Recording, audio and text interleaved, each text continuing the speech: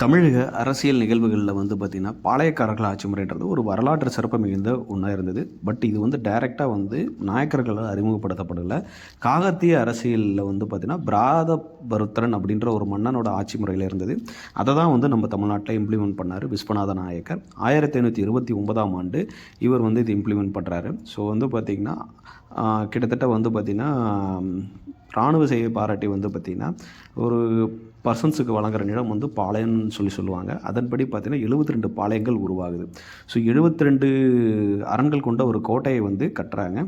So பார்த்திங்கன்னா மதுரையில் பார்த்திங்கன்னா அந்த கோட்டை கட்டப்பட்டது. தளவாய் அரிநாதர்ன்றது விஸ்வநாத நாயக்கரோட அமைச்சர் பார்த்திங்கன்னா பாளையக்காரர்களுக்கு பார்த்திங்கன்னா காவல் காக்கும் கடமை எப்படி கலைக்கப்பட்டுச்சுன்னா படிக்காவல் அல்லது அரசு காவல் எனப்படும்.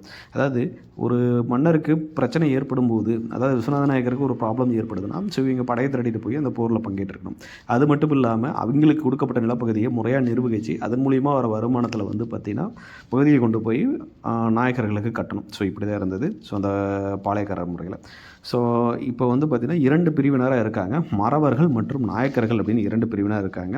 ஸோ இந்த மறவர்கள் அப்படிங்கிறவங்க திருநெல்வேலியோட மேற்கு பகுதியில் வாழ்ந்தவர்கள். அப்போ மேற்குன்னு ஒன்று இருந்தால் கிழக்குன்னு ஒன்று இருக்குங்களா, அதோட கிழக்கு பகுதியில் வாழ்ந்தவர்கள் நாயக்கர்கள் அப்படின்னு சொல்கிறாங்க. ஸோ அதான் மேற்குனா மறவர்கள், நாயக்கர்கள்னால் கிழக்கு. ஸோ மேற்கு பகுதியில் வாழ்ந்த மறவர்கள் பார்த்திங்கன்னா தலைவன் பூலித்தேவர். ஸோ பார்த்திங்கன்னா அவரோட இடத்துக்கு ஒரு ஷார்ட்கட்டாக சொல்லியிருக்கோம்.